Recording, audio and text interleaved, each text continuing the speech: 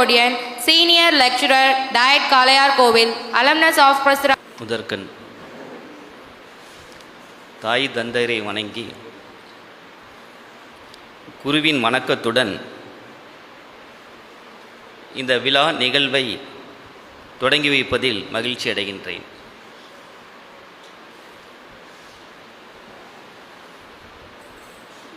நட்டகல்லை தெய்வமென்று 4 புஷ்பம் சாத்தியே சுற்றி வந்து மொனமொனன்னு சொல்லும் மந்திரம் ஏதடா, நட்டகல்லும் பேசுமோ நாதனுள் இருக்கையில் சுட்ட சற்றி சற்றுவோம் கரிச்சுவை உதவுமோ. இந்த வரியில் எனக்கு ரொம்ப பிடித்தமானது லாஸ்ட் 2 லைன்.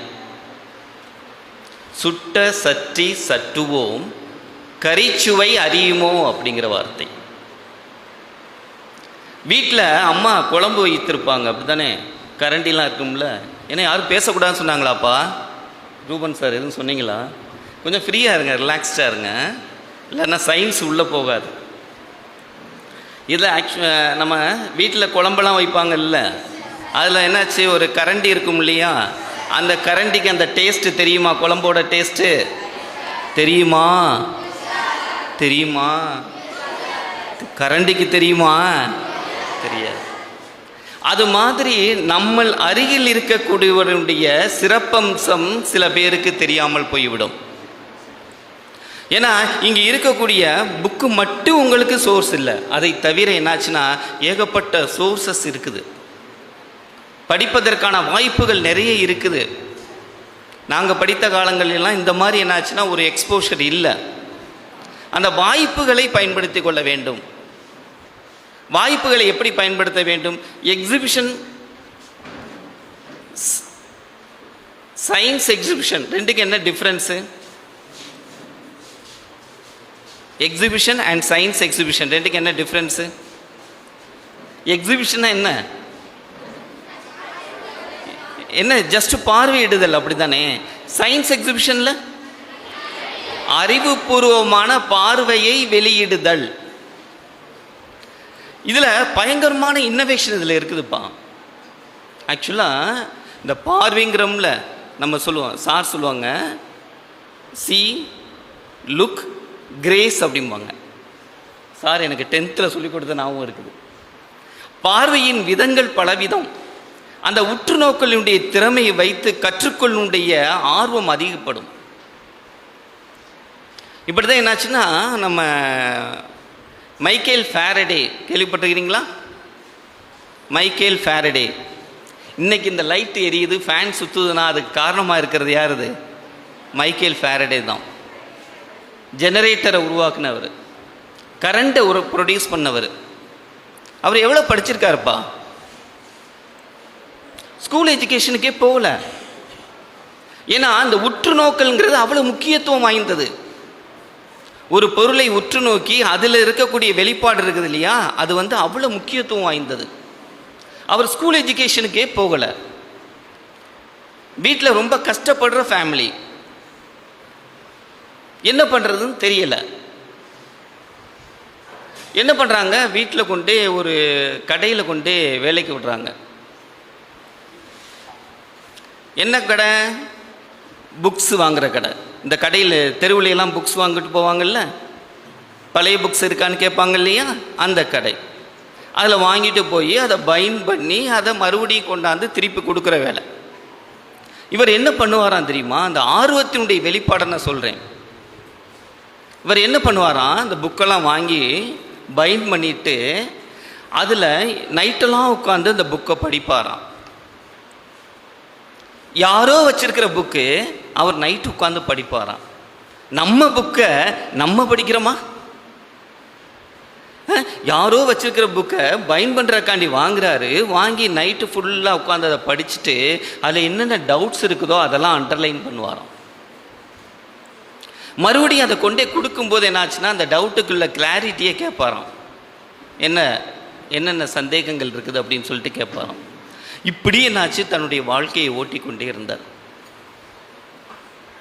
ஒரு காலத்தில் என்னாச்சுன்னா ஹம்ப்ரி டேவி அப்படின்னு ஸ்பெஷல் பயங்கரமான சயின்டிஸ்ட், கெமிஸ்ட்ரிஸ்ட். அவர் என்ன பண்ணுறாங்கன்னா ஒரு இதில் வந்து லெக்சர் கொடுக்குறாங்க. அப்படி கொடுக்கும்போது இவர் என்ன பண்ணுறாருன்னா இந்த லெக்சரில் போய் உட்கார்ந்துருக்காரு, ஹாலில் போய் உட்கார்ந்துருக்காரு. அவர் சொல்கிறதெல்லாம் அப்படியே என்ன பண்ணுறாரு, உட்கிரகித்துக் கொள்கிறார். நம்ம ஒரு சினி ஆக்டர் வந்துட்டால் என்ன பண்ணுவோம், எல்லாரும் ஓடுறோமா, அப்படி தானே? அப்படியா? அது மாதிரி என்னாச்சுன்னா அந்த அந்த சயின்டிஸ்ட்டு பேசக்கூடிய பேச்சுக்கு அந்த காலத்தில் மக்கள் அந்த கூட்டம் கூட்டமாக செல்வார்களாம். அவ்வளோ வேகமாக போய் உட்காந்து பார்ப்பாங்களாம். பார்த்த பின்பு என்ன பண்ணுறாருனா அவருடைய டவுட்டை ஃபுல்லாக எழுதுறாரு. அவருக்கே சென்ட் பண்ணுறாரு. யாருக்கே? ஹம்ப்ரி டேவின் சயின்டிஸ்ட் இருக்கார் இல்லையா, அந்த சயின்டிஸ்ட்டுக்கே சென்ட் பண்ணுறாரு. அப்படி சென்ட் பண்ணும்போது என்னாச்சுன்னா அதை பார்த்துட்டு இவ்வளவு இடர்பாடுகள் இருக்குதே, இவ்வளவு இடர்பாடுகளுக்கு என்னென்ன சொல்யூஷன் அப்படின்னு போட்டு கொடுப்பாராம். கொடுத்த உடனே என்னாச்சுன்னா இவரை வர சொல்லி, யாரை? மைக்கேல் ஃபாரடே இருக்கார் இல்லையா, எலக்ட்ரோ மேக்னெட்டிக் இண்டக்ஷன்கிற கண்டுபிடிச்சவர் இருக்கார் இல்லையா, ஓகேங்களா, அவரை வர சொல்லி அவர் என்ன பண்ணார்னா அசிஸ்டண்ட்டாக போஸ்டிங் கொடுத்துட்டாங்க. போஸ்டிங் கொடுத்து காலப்போக்கில் என்னாச்சுன்னா காலங்கள் கடந்தன. ஒரு ஸ்டேஜில் என்னாச்சுன்னா இவர் வந்து என்னாச்சுன்னா காந்தப்புலத்தின் வழியாக மின்னோட்டம் செல்லும்போது அதை சுற்றி, கம்பியின் வழியாக மின்னோட்டம் செல்லும்போது அதை சுற்றி காந்தப்புலம் வருது அப்படிங்கிறத சொல்லியிருக்காரு. இதில் இருந்து தான் உருவானது ஜெனரேட்டர். இன்றைக்கி கரண்ட்டில் நம்ம இருக்கிறோம்னா அதுக்கு முழுக்க முழுக்க காரணம் அந்த படிக்காத ஒருத்தர் ஆர்வமாக அதை கேட்டு அந்த சயின்டிஸ்டோடு சேர்ந்து செஞ்ச அந்த வேலையின் உத்வேகம் தான் அவரை இந்த அளவுக்கு கொண்டு வந்தது. அதனால் நம்ம என்ன பண்ணணும் ஆக்சுவலாக இப்போ இன்றைக்கி எக்ஸிபிஷன்னா அந்த எக்ஸிபிஷன் என்ன பண்ணணும், உள்ளூரை பார்க்கணும். எவ்வளோ வித்தியாசமாக இருக்குது, அதில் என்னென்ன வித்தியாசமான கோட்பாடுகள்லாம் இருக்குது. இடர்பாடுகள் வரும், நிறைய இடர்பாடுகள் வரும். பல்பை கண்டுபிடிச்சது யாரு? தாமஸ். எத்தனை ஃபெயிலியருக்கு அப்புறம் கண்டுபிடிச்சாரு? 1600 சொச்சம் ஃபெயிலியர்ஸ் ஆச்சு. அவ்வளோ ஃபெயிலியர் ஆன பின்பு அதை கண்டுபிடிச்சாரு. அந்த கண்டுபிடிச்ச பல்பு ஒரு நாள் அந்த மாதிரி ரிசர்ச் பண்ணிக்கிட்டு இருக்கும்போது அந்த பல்பு எரிய ஆரம்பிச்சிருச்சு. எவ்வளோ மகிழ்ச்சியாக இருக்கும், அவ்வளோ கஷ்டப்பட்டு கண்டுபிடிச்சது திடீர்னு பல்ப் எரிய ஆரம்பிக்குது. எப்படி இருக்கும் மகிழ்ச்சியை? சந்தோஷமாக இருக்கும்ல. உடனே இம்மீடியட்டாக தன் மனைவிட்ட எழுப்பி, தன்னுடைய ஒய்ஃப்கிட்ட எழுப்பி, நான் பல்பை கண்டுபிடிச்சிட்டேன், பல்பு எரியுது அப்படின்ட்டு இருக்காரு. அவங்க உடனே என்ன பண்ண ரெஸ்பான்ஸ் பண்ணியிருக்காங்க, அணைச்சிட்டு படியா அப்படின்ட்டு இருக்காங்க. என்னது? ஏன் சொல்கிறேன்னா இடர்பாடுகள் நம் வேலையில் எந்த நிறத்திலும் வரலாம். அதை மீறி வருபவன் தான் நம்ம இந்த சயின்டிஃபிக் ஃபீல்டில் நம்ம அச்சீவ்மெண்ட்டுங்கிறத அட்டைன் பண்ண முடியும். அதே மாதிரி இன்னொரு விஷயம் பார்த்தோன்னா சர் சி வி ராமன் சொல்கிறோம் இல்லையா, சர் சி வி ராமனை பற்றி தெரியுமா? சர் சி வி ராமன் என்ன பண்ணார் சார்? என்ன பண்ணார் sir C V Raman? Scattering அப்படிங்கிற கான்செப்டை சொன்னார். என்ன சொன்னார்? ஸ்கேட்டரிங், ஒளி சிதறல் சொல்லியிருப்போம் இல்லையா, ஸ்கேட்டரிங்கிற கான்செப்டை சொன்னார்.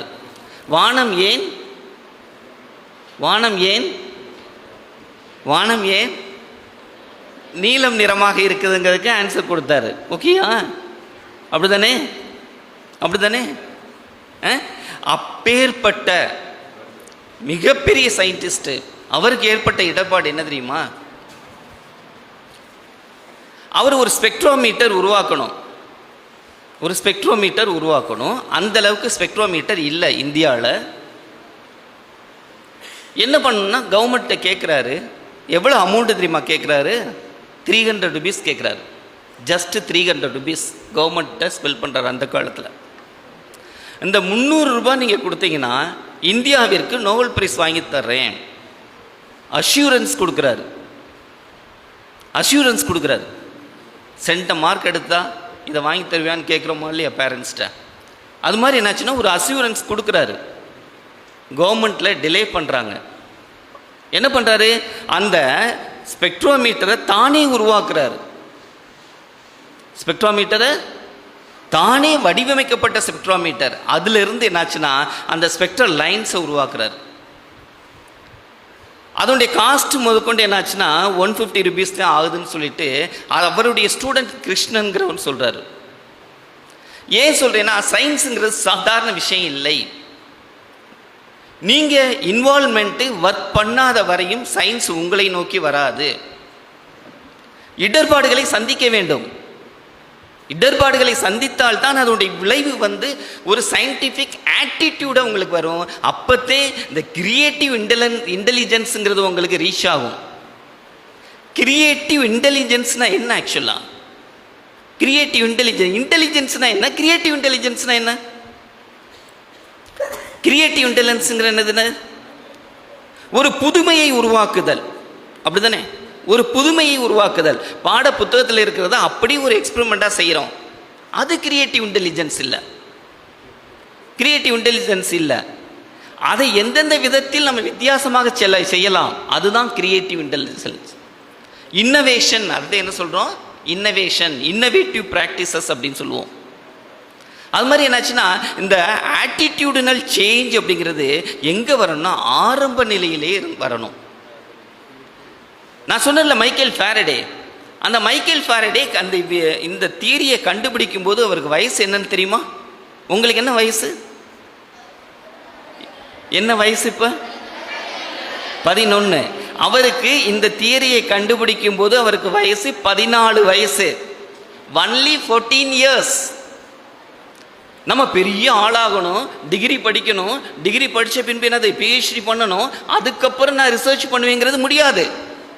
அந்த கிரியேட்டிவ் மைண்ட் செட் சின்ன குழந்தைகளாக இருக்கக்கூடிய உங்களிடமிருந்து வர வேண்டும். அதுதான் ஸ்டாண்டர்டைஸ்டாக இருக்கும். அந்த கிரியேட்டிவ் மைண்ட் செட்டுங்கிறது எப்படி வரும்? நிறைய விஷயங்களில் நீ ஈடுபடுத்தி கொள்ள வேண்டும். உன்னை ஈடுபடுத்தி கொள்ளுங்க. இந்த கிளாஸில் எத்தனை பேர் எக்ஸ்பெரிமெண்ட் செய்கிறீங்க, எக்ஸிபிஷனில் கலந்துக்கிறீங்க அப்படின்னு சொன்னால் இது மாதிரி எல்லாரும் கை உயர்த்தணும். இது மாதிரி எல்லாரும் கை உயர்த்தணும். நாங்கிற போட்டி வேணும். எப்படி செய்யணும்? வித்தியாசமாக செய்யணும். எப்படி வித்தியாசமாக? ஒருவரிலிருந்து மற்றவர் வேறுபடுத்தி காட்ட வேண்டும். இது பெரிய பெரிய லேபரட்டரிலாம் வேணும் தேவையில்லைப்பா. பெரிய அம்மா ஐன்ஸ்டீனுடைய கான்செப்டில் என்ன சொல்கிறாருன்னா, ஐன்ஸ்டீன் தெரியுமா? சயின்டிஸ்ட்டு E=mc², ஆட்டம் பாம் தெரியுமா? அந்த ஐன்ஸ்டீன் என்ன சொல்கிறார் தெரியுமா? To do research pencil and paper enough அப்படிங்கிறார். எக்ஸ்பெரிமெண்ட்டு அப்பரேட்டஸ்லாம் தேவையில்லை, பென்சிலும் பேப்பர் எனஃப். அந்த தியரி என்னாச்சுன்னா இன்னமும் அதை ப்ரூவ் பண்ண முடியாமல் நம்ம உட்காந்துட்டு இருக்கோம். இவ்வளோ நாள் வரையும் சயின்டிஸ்ட்டுகள்லாம் இருக்காங்க. ஏன் சொல்கிறேன்னா, சயின்டிஸ்ட்டை உருவாக்குறது எங்களுடைய நோக்கம் இல்லை. அந்த சயின்டிஃபிக் ஆட்டிடியூட் இருக்கக்கூடிய, அந்த மனப்பான்மை இருக்கக்கூடிய மாணவர்களை உருவாக்குதான் எங்களுடைய நோக்கம். அந்த மாணவர்கள், ஏன்னா ஒன்று சொல்லுவாங்க, மீன் பிடிச்சு கொடுக்காத, மீன் பிடிக்க கற்றுக்கொள் சொல்லுவாங்க. அந்த ஆட்டிடியூட் வந்துருச்சுன்னா, அதே சொல்கிறேன்ல, ஸ்கூல் எஜுகேஷன் போகல, லேப் அசிஸ்டண்ட்டாக தான் சேர்ந்தார் மைக்கேல் ஃபாரடே.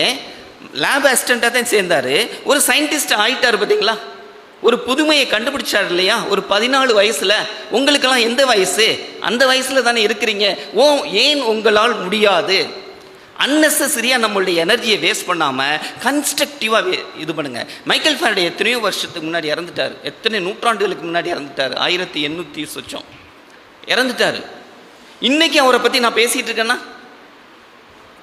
இன்னைக்கு நம்ம பேசிகிட்டு இருக்கோமா? தாத்தாக்கு தாத்தா இறந்துட்டாங்க, மறந்துட்டோம் இல்லையா?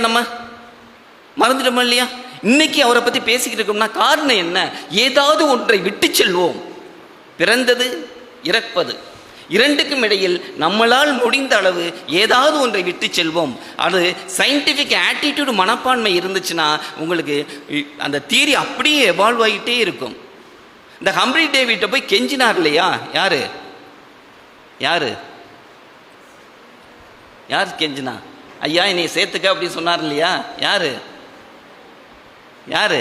இப்போ தானே சொன்னேன், மைக்கேல் ஃபாரடே. ஐயா என்னை சேர்த்துக்கையா, உன்னுடைய லேபரட்டரியில் நல்லா ஒர்க் பண்ணுறேன். ஃபஸ்ட்டு எடுபடியத்தே இருந்தார். பல நாட்டுகளுக்கு அழைச்சிட்டு சேர்ந்தாங்க. அங்கே என்னாச்சுன்னா, அப்புறம் கடைசியில் என்னாச்சுன்னா ஒரு பேப்பர் பப்ளிஷ் பண்ணார். அதில் இருந்தே பெரிய ஆளானார் ஜேர்னலில். அந்த ஹம்ப்ரி டேவி என்ன பண்ணுறாருன்னா, லாஸ்ட்டு இறக்க போகிற தருவாயில், ரொம்ப வெரி இம்பார்ட்டன்ட் மேட்டர், லாஸ்ட்டில் இறக்க போகிற நிலையில் எல்லா பத்திரிகையாளர்லாம் வந்து நிற்கிறாங்க. நின்றுட்டு, நீங்கள் இவ்வளோ கண்டுபிடிப்புகள் கண்டுபிடிச்சிட்டிங்க, கெமிஸ்ட்ரி ப்ரொஃபஸர் சயின்டிஸ்ட்டு, இவ்வளோ கண்டுபிடிப்புகள்லாம் கண்டுபிடிச்சிட்டிங்க, நீங்கள் கண்டுபிடிச்ச கண்டுபிடிப்புகளில் உங்களுக்கு பிடித்தமானது என்ன அப்படின்னு கேட்டிருக்காரு. உடனே என்னாச்சு சொன்னார் தெரியுமா? அந்த ஸ்டேஜில், நான் கண்டுபிடித்த கண்டுபிடிப்புகளே எனக்கு பிடித்தமான ஒன்று மைக்கேல் ஃபாரடே. அப்படின்னா தன்னுடைய அசிஸ்டண்ட்டை எந்த அளவுக்கு அவருடைய திறமையை எந்த அளவுக்கு எக்ஸ்ட்ராக்ட் பண்ணியிருக்காரு பார்த்தீங்களா? அதுதான் ஆக்சுவலாக நமக்கு வேணும்.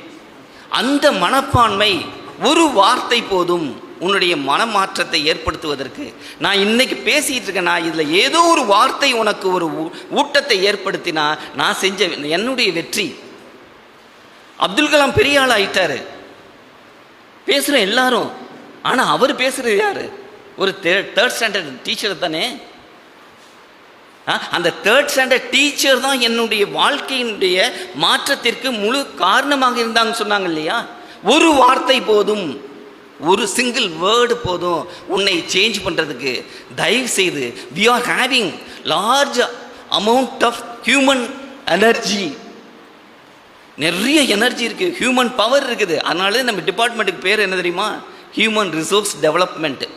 எஜுகேஷன், எலக்ட்ரிசிட்டிக்கு அந்த எலக்ட்ரிசிட்டி டிபார்ட்மெண்ட்டுமா, நம்ம கல்விக்கு மட்டுமே என்ன சொல்கிறான்? ஹியூமன் ரிசோர்ஸ் டெவலப்மெண்ட் வச்சுருக்கான். அதாவது மனித வளத்தை மேம்படுத்தக்கூடிய ஒரு துறை நம்ம துறை. உங்களால் முடியும், உங்களால் முடியும். நீங்கள் சாதிக்கவில்லை என்றால் வேறு யார் சாதிக்க போகிறார்? யூ கேன், உங்களால் முடியும் என்று கூறி என்னுடைய உரையை நிறைவு செய்கிறேன். நன்றி, வணக்கம்.